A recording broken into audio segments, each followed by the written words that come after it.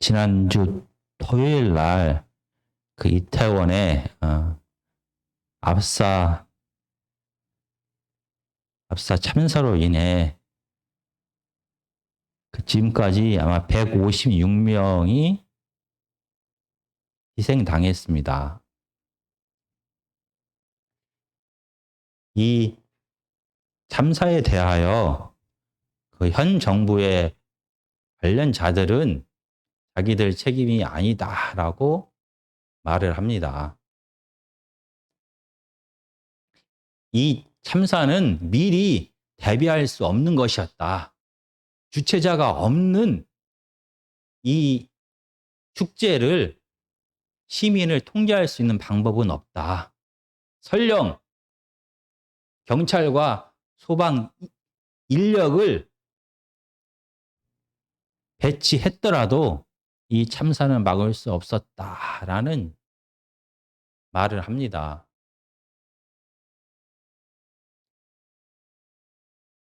그런데 영국의 BBC, 미국의 CNN 등 해외의 많은 언론들은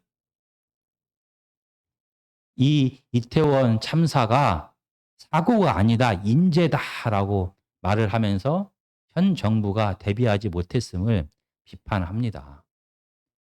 그리고 어제는 경찰의 보고에 의하면은 이 참사가 일어나기 4시간 전부터 11건의 신고가 112를 통하여 전달되었다라고 합니다. 너무나 많은 사람들이 모여서 압사당할지도 모릅니다라는 그러한 위험성을 112를 통하여 알렸습니다.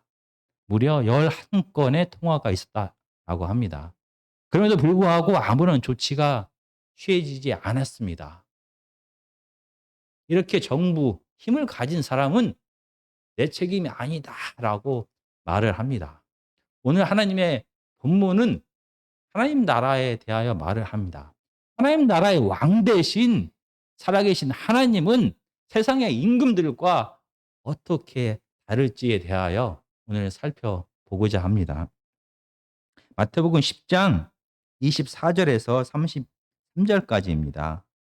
제자가 그 선생보다 또는 종이 그 상전보다 높지 못하나니 제자가 그 선생 같고 종이 그 상전 같으면 조카도다. 집 주인을 바알세불이라 하였거든 하물며 그 집 사람들이랴. 그런즉 그들을 두려워하지 말라. 감추인 것이 드러나지 않을 것이 없고 숨은 것이 알려지지 않을 것이 없느니라. 내가 너희에게 어두운 데서 이르는 것을 광명한 데서 말하며 너희가 귓속말로 듣는 것을 집 위에서 전파하라. 몸은 죽여도 영혼은 능히 죽이지 못하는 자들을 두려워하지 말고 오직 몸과 영혼을 능히 지옥에 멸하실 수 있는 이를 두려워하라. 참새 2마리가 한 아시리온에 팔리지 않느냐. 그러나 너희 아버지께서 허락하지 아니하시면 그 하나도 땅에 떨어지지 아니하리라. 너희에게는 머리털까지 다 세신 바 되었나니 두려워하지 말라. 너희는 많은 참새보다 귀하니라. 누구든지 사람 앞에서 나를 시인하면 나도 하늘에 계신 내 아버지 앞에서 그를 시인할 것이요. 누구든지 사람 앞에서 나를 부인하면 나도 하늘에 계신 내 아버지 앞에서 그를 부인하리라.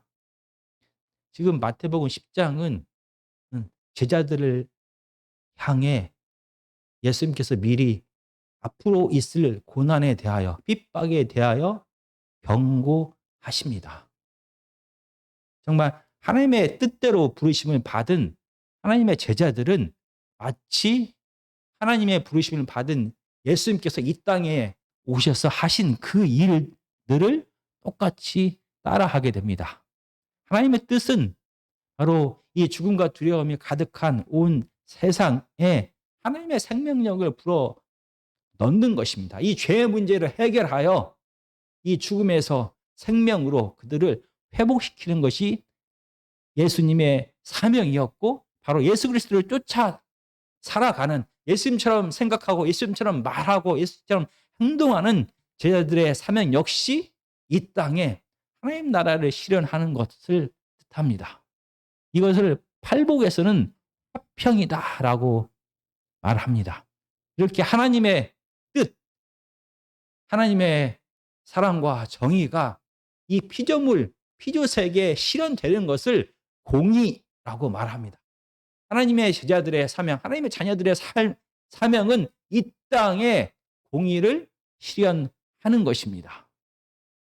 그런데 세상과 다른, 세상의 가치와 다른 힘과 권력을, 힘과 쾌락을 추구하지 않는, 오히려 힘을 나누어지고 대신 짐을 지는 하나님 나라의 질서, 하나님 나라의 지혜는 세상과 반대되기 때문에 예수님처럼 핍박을 받게 될 것입니다.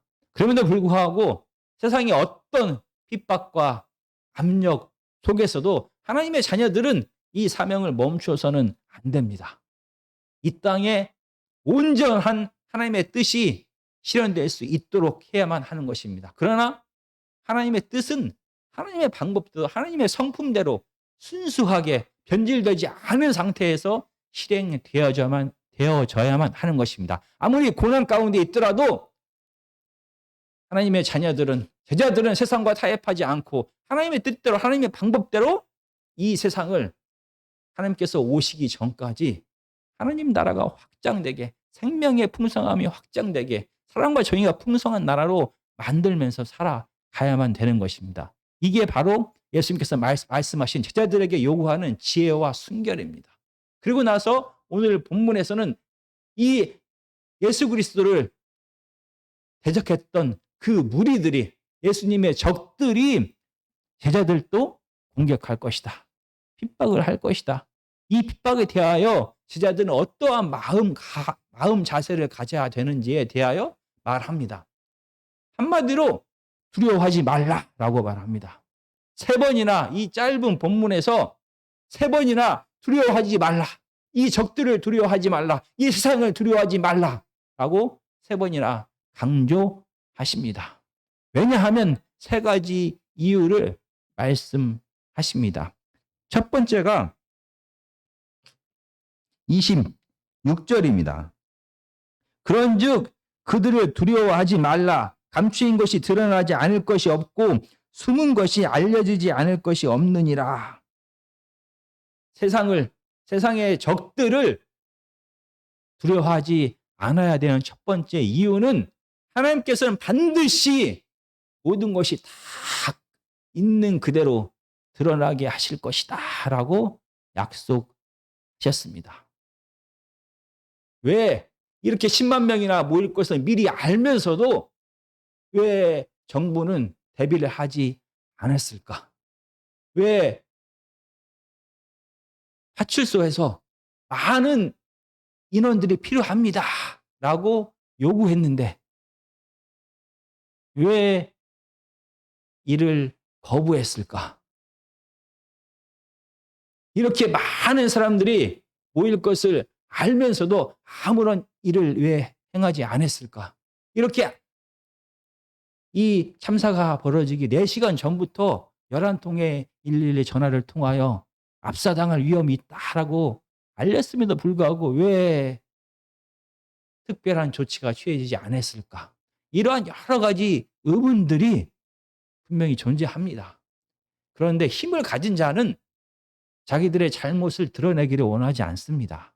그래서 어쩌면은 이번 참사도 많은 의문점을 남긴 채 끝나버릴지도 모릅니다. 마치 세월호 참사 때도 중요한 여러 가지 문제들은 아무렇게 밝혀지지 않고 누구도 책임지지 않고 그냥 묻혀져 버렸던 것처럼 이번에도 그렇게 될지 모릅니다. 그러나 하나님의 나라는 다르다라고 오늘 성경은 말합니다. 하나님은 분명히 다르다라고 오늘 본문은 말합니다. 예수 그리스도를 쫓아가는 하나님의 백성들이, 하나님의 성도들이, 예수님의 제자들이 고난 가운데 살아갑니다. 그들을 핍박하는 많은 사람들은 다 그들 때문이다라고 말할지도 모릅니다. 진짜 로마 시대의 기독교의 박해의 역사를 보면 그러했습니다. 크리스천들을, 기독교인들을 박해했는데 그 이유가 그들은 사람을 먹는 식인종들이고 그들은 근친상간하는 자이고 그들은 로마 제국을 전복시키려는 반정부주의자들이라는 적들이다라고 그들을 모함하면서 그들을 죽이고 핍박했습니다. 그러나 살아계신 하나님께서는 모든 것을 다 밝히 드러냈습니다. 하나님의 뜻대로 행하는 자가 누구인지, 마귀를 대신하여 마귀의 종로를 타는 자들이 누구인지를 하나님께서는 역사를 통하여 드러내셨습니다. 그리고 분명히 종말에는 하나님께서 다시 임하셔서 하나님 나라가 시작될 때에는 누가 거짓이고 누가 참이고 무엇을 감추었는지 분명히 드러내실 것입니다. 왜냐하면 하나님 나라의 왕 대신 하나님은 전지하신 분입니다. 모든 것을 다 알고 계십니다. 누가 무엇을 속이고 누가 무엇을 잘못했는지, 누가 하나님 편에 섰고 누가 하나님 편에 반대에 서서 하나님 편의 선자들을 핍박했는지를 하나님은 다 알고 계십니다. 그리고 하나님은 모든 것을 다 밝히 드러낼 능력을 가지고 계신 분이십니다. 이렇게 하나님은 전지전능하신 분입니다.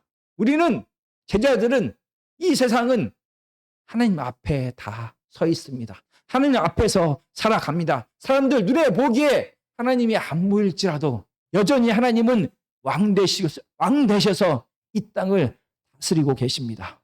그 하나님은 모든 것을 알고 계시고 모든 것을 다 행하실 알 수 있는 능력까지 갖추신 분입니다. 그러므로 두려워하지 마십시오라고 예수님은 제자들에게 말합니다. 왜냐하면 제자들은 전지하신 하나님 앞에서 살아가기 때문입니다. 그리고 제자들에게 두려워하지 말라라고 말하신 두 번째 이유가 28절에 기록되어 있습니다. 몸은 죽여도 영혼은 능히 죽이지 못하는 자들을 두려워하지 말고 오직 몸과 영혼을 능히 지옥에 멸하실 수 있는 이를 두려워하라. 왜 세상 권력자들을, 왜 예수님의 적들을 두려워할 필요가 없는지에 대하여 말합니다. 왜냐하면 그들은 한계를 가지고 있는 사람입니다. 그들은 그들의 권세가, 그들의 능력이, 그들의 힘이 막강한 것 같습니다. 영원할 것만 같습니다. 그렇지만 사람의 능력은 한계가 있다라고 예수님은 말합니다. 그들은 그들의 말로, 그들의 행동으로 하나님의 제자들을, 예수님의 제자들을, 하나님의 성도들을 핍박하거나 헛소문을 내거나 때리거나 어쩌면은 마지막에는 죽일 수 있는 힘을 가지고 있습니다. 그렇지만 그들의 힘은 거기까지입니다. 그들의 한계는 이 세상 육체를 지녔을 때까지입니다.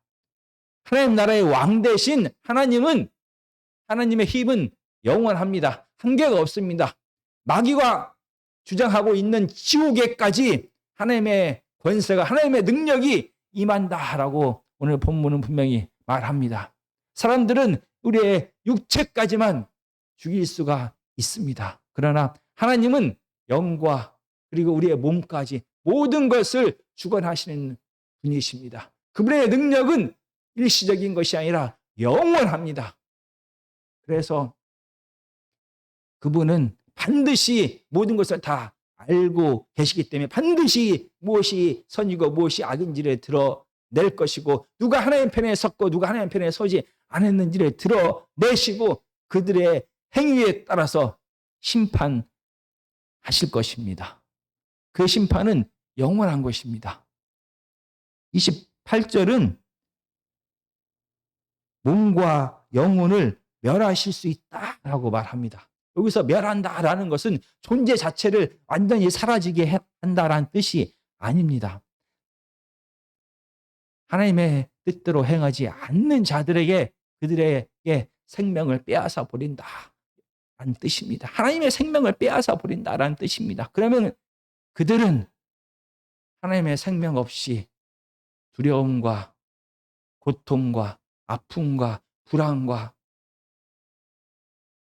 영원한 고통 속에서 살아가게 되는 것입니다. 생명이 주는 그 풍성함을 영원히 맛보지 못하게 될 것입니다. 이렇게 살아계신 하나님은 전지전능하신 분입니다. 그분의 능력은 끝이 없습니다. 한계가 없습니다. 온 세상은 우리들은 바로 이 전능하신 하나님 앞에서 살아갑니다. 분명히 하나님께서는 우리들의 삶에 대하여 마지막에 평가를 하실 것이고 영원한 생명과 영원한 죽음에 대하여 심판하실 것입니다. 그리고 세상의 권력을 하나님을 알지 못하는 이 적들의 하나님을 반대하는 이 적들을 무서워하지 않아야 될 두려워하지 않아야 될 세 번째 이유가 29절에서 31절까지 있습니다. 참새 두 마리가 한 아시리온에 팔리지 않느냐. 그러나 너희 아버지께서 허락하지 아니하시면 그 하나도 땅에 떨어지지 아니하리라. 너희에게는 머리털까지 다 세신 바 되었나니 두려워하지 말라.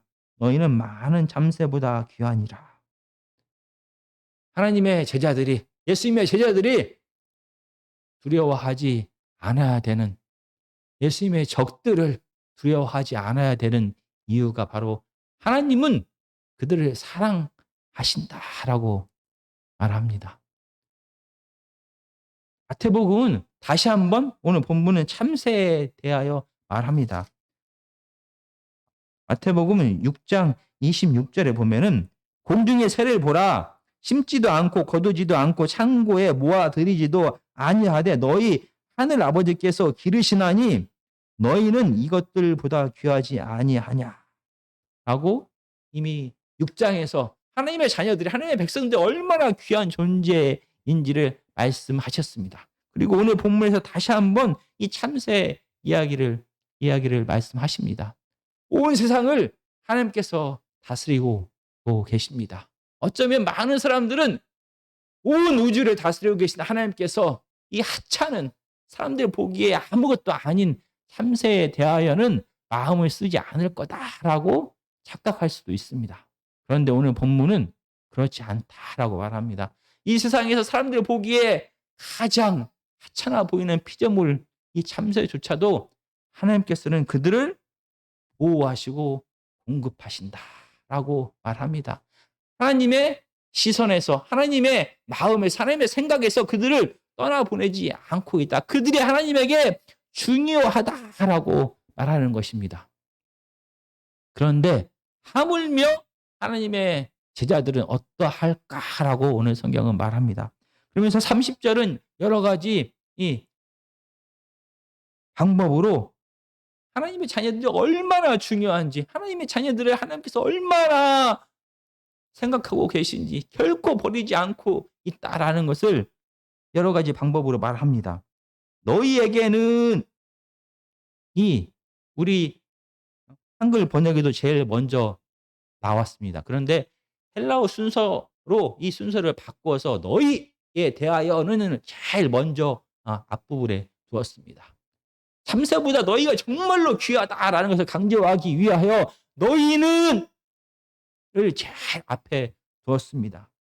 그리고 여기서 머리털까지 세다 할 때 이 세다라는 동사는 완료형으로 쓰였습니다. 이 완료라는 말은 과거에서부터 계속 지금까지 쭉 세워왔다라는 것입니다. 어느 순간에 너 머리털이 몇 개지? 라고 날짜를 정해서 지금 한번 볼까라는 게 아니라 처음부터 머리털이 몇 개인지를 계속해서 세워와서 지금 보니까 너 머리털이 몇만, 몇천, 몇천, 몇 개야 라고 이렇게 말씀하시는 것입니다. 정말 하나님께서는 이 하나님의 자녀들을, 하나님의 제자들을 너무나 사랑하시고 관심을 가지셔서 그들에 대하여 심지어 머리털의 개수가 몇 개 있는 것까지 계속 세워왔다. 그만큼 하나님의 자녀들에 대하여 완벽하게 모든 것을 다 알고 계신다라고 말씀하십니다. 모든 것을 다 알고 계시는 하나님께서, 하찮아 보이는 참새를 귀중히 여기는 하나님께서 분명히 하나님의 자녀들의 모든 것을 다 알고 계시고 그들을 사랑하시고 보호하시고 공급하실 것이다 라고 말합니다. 그러므로 두려워하지 말라라고 말합니다. 세상은 어쩌면은 하나님의 자녀들에 대하여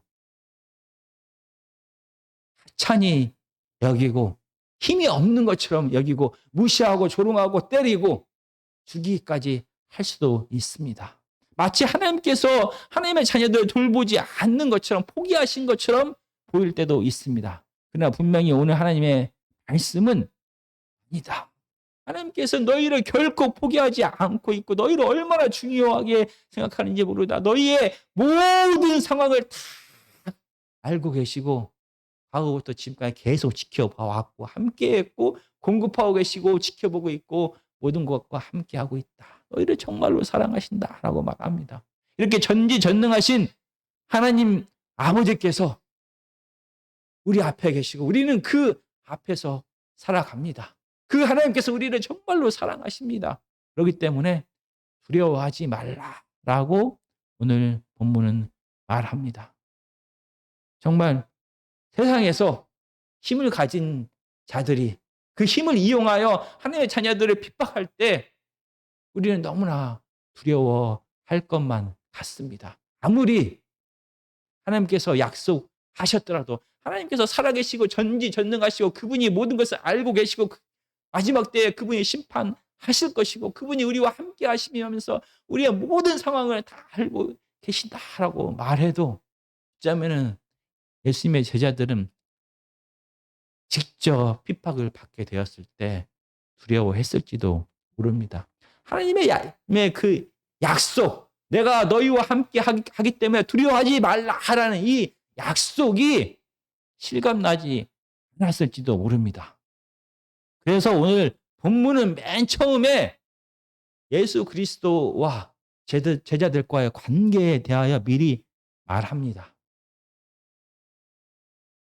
하나님의 부름을 받은 자의 삶, 하나님의 뜻을 행하는 자의 삶이 무엇인지를 제자들은 예수님을 통하여 보았습니다. 경험하게 됩니다. 부름받은 예수 그리스도가 어떻게 이 땅을 살아가는지, 예수 그리스도의 복음 전파에 대해 세상이 어떻게 반응하는지, 이 세상의 박해와 이 세상의 조롱에 예수님께서 어떻게 대응하셨는지, 그리고 이 모든 일이 이 땅에서 벌어질 때 하나님께서 무엇을 하셨는지를 제자들은 예수님을 통하여 미리 보았습니다. 그리고 24절과 25절은 이렇게 말합니다. 제자가 그 선생보다 또는 종이 그 상전보다 높지 못하나니 제자가 그 선생 같고 종이 그 상전 같으면 족하도다. 집주인을 바알세불이라 하였거든 하물며 그 집 사람들이랴. 지금 24절과 25절에서는 선생과 제자와의 관계, 종과 주인과의 관계를 통하여 예수님의 제자들이 예수님처럼 될 것이다 라고 말을 합니다. 예수님께서 이 땅에서 겪으신 모든 것을 따라가는 자가 바로 제자입니다. 그러면 예수님의 제자는 예수님처럼 세상으로부터 바알세불이다라는 모욕을 받으면서 고난받게 될 것이다 라고 예수님은 미리 말씀하셨습니다. 그리고 제자들은 예수 그리스도께서 이 땅에서 어떻게 고난받는지를 직접 눈으로 다 경험하게 됩니다. 바리새인들과 서기관들은 예수님에 대하여 욕하고 심지어 사탄의 자식, 사탄에 속한 자다라고까지 말하고 결국에는 채찍질하고 모욕하고 십자가에서 죽게 만들었습니다. 세상의 권력은 당시 로마 제국은 이에 합세하여 왕으로 오신 예수 그리스도를 십자가에 못 박으셨습니다. 제자들이 보기에 그 순간에는 하나님이 예수 그리스도를 버리신 것 같습니다. 그 순간에는 의인이 죽음 당한 것 같습니다. 그 순간에는 마치 예수님이 죄인처럼 죽으셨습니다. 모든 진실이 감추어진 것 같았습니다. 그러나 예수님의 제자들은 모든 감추어진 것들이 완전하게 드러나는 것을 십자가의 부활을 통하여 그들은 보게 됩니다. 누가 하나님 편에서 하나님의 뜻을 행하였고 누가 마귀의 편에 서서 예수 그리스도에게 하나님에게 대적하였는지를 그들은 분명히 보게 됩니다. 죄인처럼 죽어갔던 예수님이 하나님께서 그를 의롭다 하시고 그를 살리셔서 하나님 우편에 앉히셨습니다. 감추어졌던 진실이, 숨겨졌던 진실이 예수 그리스도를 통하여 하나님의 능력을 통하여 하나님의 전지전능함을 통하여 드러나게 되었던 것입니다. 하나님께서 예수님을 포기한 것이 아니라 하나님께서 예수님과 늘 함께 하시면서 모든 것을 아파하고 그러나 모든 것을 다 원래 상태로 바꾸셨다라는 것을, 그래서 예수 그리스도가 맨 마지막에 승리하셨다라는 것을 지자들은 경험하게 됩니다. 예수님께서 미리, 하나님은 너희들을 결코 포기하지 않고 늘 함께 계시고 그 전능하신 하나님께서 너희를 사랑하시기 때문에 이 세상에서 두려워하지 말라, 하나님께서 주신 약속이다라는 이 약속이 예수 그리스도의 삶과 죽음을 통하여 실현되는 것을 그들은 보았습니다. 그래서 예수 그리스도를 따라가는 그들이 같은 고난을 받게 되었을 때 그들은 하나님 편에서 끝까지 하나님의 사명을 감당할 수 있었던 것입니다. 분명히 살아계신 전지전능한 하나님은 우리 앞에 계십니다. 우리는 하나님을 벗어나서 살아갈 수가 없습니다. 온 세상은 하나님 앞에서 살아갑니다. 그래서 마지막에 이제 너희는 선택해야 된다라고 말합니다. 눈에 보이지 않지만 하나님의 뜻에 순종하면서 살아갈 것인지, 아니면 눈에 보이는 세상의 힘과 쾌락에 복종하며 그 뜻대로 살아갈 것인지 우리는 선택해야만 되는 것입니다. 32절과 33절입니다. 누구든지 사람 앞에서 나를 시인하면 나도 하늘에 계신 내 아버지 앞에서 그를 시인할 것이요, 누구든지 사람 앞에서 나를 부인하면 나도 하늘에 계신 내 아버지 앞에서 그를 부인하리라. 제자들은 이제 선택해야만 합니다. 이 땅에서 누구를 두려워하면서 누구를 쫓아서 살아갈 것인지를 선택해야만 합니다. 입으로 하나님이 주인이십니다 라고 고백하는 것을 말하는 것이 아닙니다. 이미 마태복음 7장 21절은 나더러 주여 주여 하는 자마다 다 천국에 들어갈 것이 아니요 다만 하늘에 계신 내 아버지의 뜻대로 행하는 자라야 들어가리라 라고 말합니다. 많은 사람들 앞에서 나는 예수님을 믿는 사람입니다 라고 고백하는 것이 하나님의 뜻을 행하는 것이 아니다 라고 분명히 성경은 말합니다. 세상의 어떤 압력과 핍박 가운데서도 하나님께서 우리에게 말씀하신 것을, 내가 내 머릿속으로 알고 있는 것을, 내가 입으로 시인한 것을 삶을 통하여 실행하는 자가, 삶을 통하여 실천하는 자가, 그래서 많은 사람들 앞에서, 세상 앞에서, 힘과 권력이, 쾌락이 지배하는 세상 앞에서 그들의 질서를 따르지 않자고 하나님의 사랑과 정의의 질서, 섬김의 질서, 희생의 질서, 죽음의 질서를 살아가면서, 실천하면서, 희생하면서, 나눠가면서, 죄를 대신 짊어지면서 살아가는 자가 바로 하나님을 세상 앞에서 시인하는 자다라고 성경은 말합니다. 이렇게 실질적으로 이 세상에서 하나님의 뜻을 실행하면서 살아가는 자를 하나님께서는 하나님 나라 영원으로 인도하실 거다라고 말합니다. 그런 자들에 대하여 예수님은 하나님 앞에서 이 자는 하나님의 뜻을 행한 하나님의 제자이고 하나님의 자녀입니다 라고 고백할 것입니다. 이 땅에서의 삶이 잠깐입니다. 그러나 이 땅에서의 삶은 정말로 중요합니다. 왜냐하면 이 땅에서 우리가 누구를 두려워하고 누구의 뜻을 따라 살았는지에 따라서 영원한 세계가 결정되기 때문입니다. 하나님의 뜻에 온전히 순종하여서 이 땅에서 하나님의 뜻대로 온전히 살아가는 자에게 영원한 하나님의 생명, 하나님의 나라, 하나님의 임재와 통치가 그들에게 주어지고 그들에게는 하나님 나라에 참여하는 축복을, 은혜를 받게 되는 것입니다. 하나님의 제자, 하나님의 성도, 하나님의 자녀, 예수 그리스도의 제자는 예수님을 따라가는 자입니다. 예수님의 권세 아래, 권위 아래 있는 자입니다. 자기의 생각과 자기의 말과 자기 뜻대로 행하는 자가 아니라 하나님의 뜻대로 말하고 생각하고 행하는 자가 바로 하나님의 제자인 것입니다.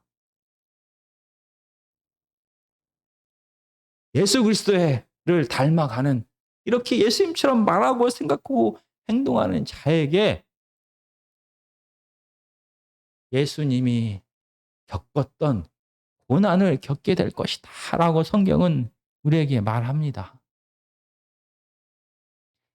예수님께서 걸어가신 그 길을 따라가게 되면 세상과 다르기 때문에, 세상의 가치와 다르기 때문에, 세상처럼 힘과 쾌락을 추구하지 않고 살아가기 때문에 하나님의 사랑과 정의를 실천하면서 말하면서 하나님의 복음을 전하면서 살아가기 때문에 핍박을 받게 됩니다. 핍박이 없는 시대에 살아갈 때에도 스스로가 하나님께 주신 모든 것을 나누고 희생하면서 살아가기 때문에 그 삶은 예수님께서 가신 고난의 길을 가게 되는 것입니다.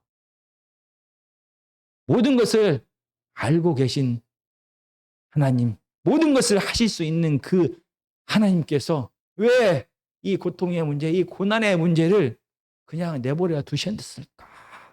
정말 우리는 이해할 수 없을 때가 정말로 많습니다. 이 세상의 아버지는 만약 자기가 모든 것을 알고 있다라고 하면, 만약 자기의 자녀가 30분 후에, 1시간 뒤에 이태원 참사 현장에서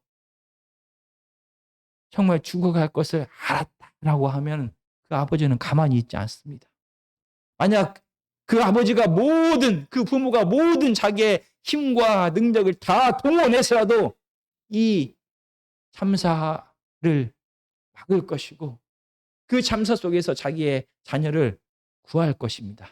미리 알았다라고 하면, 그에게 그런 능력이 있다라면 그렇게 했을 것입니다. 그런데 전지하시고 전능하신 하나님께서는 모든 것을 알고 계십니다. 그리고 모든 것을 행하실 수 있는 능력이 있습니다. 그리고 그 하나님은 이 세상을 너무나 사랑하셔서 아들까지 버리신 그분이십니다. 그 하나님께서 왜 우리들의 삶 속에, 왜 이 땅에 고통이 존재하도록 하시는지 우리는 정말 잘 알지 못합니다.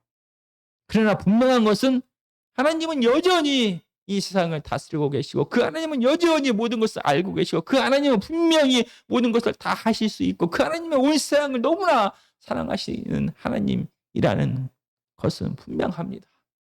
그 하나님이 이 세상을 다스리는 방법, 하나님의 지혜에 대하여 우리는 다 알 수는 없습니다. 그래서 하나님의 뜻대로 이 세상에서 우리에게 주어진 이 생명을 나누고 생명을 회복시키는 사명, 이 세상이 예수님께서 오시기 전까지 사랑과 정의가 풍성한 세상이 되게 하는 이 사명을 우리는 묵묵히 하면서 고난을 견디면서 우리는 그냥 살아갑니다. 믿기 때문에, 그 하나님을 온전히 믿기 때문에 우리에게 주어진 사명을 감당하면서 살아갑니다. 분명히 하나님께서는 모든 죄악이, 모든 속임수가 다 드러나게 하실 것입니다. 그리고 그 모든 것을 알고 계신 하나님께서는 그의 삶에 따라서 심판을 하실 것입니다. 정말 하나님은 모든 것을 알고 계시고 모든 것을 드러나게 하시고 모든 부정한 것들을 다 심판하셔서 이 세상이 하나님의 정의가 넘쳐나게 하실 것입니다. 이 하나님의 마음을 아는 자, 하나님의 뜻을 행하는 자가 하나님의 자녀들입니다. 하나님의 제자들입니다. 그래서 이 땅을 살아가는 동안에 하나님의 제자들은 이 생명 나누는 삶, 그래서 이 온 세상의 사랑과 정의가 풍성하게 하는 이 사명을 감당하면서 살아가게 될 것입니다. 분명히 예수 그리스도께서 다시 오셔서 온전한 하나님 나라, 온전한 하나님의 생명이 풍성한 삶, 온전한 사랑과 정의가 넘쳐나는 그 하나님 나라를 온전하게 회복시킬 때까지 우리는 이 사명을 받고 묵묵히 인내하면서 살아가야만 됩니다. 하나님의 뜻대로 행하는 자, 생명을 소중히 여기고 생명을 회복시키는 노력을 하는 자, 이 세상의 아픔과 이 세상의 고통과 이 세상의 가난과 모든 죄로부터 나오는 이 모든 것을 대신 짊어지는 자가 바로 예수 그리스도의 제자이다라는 것을 늘 기억하는 저와 여러분이 되었으면 좋겠습니다. 찬송가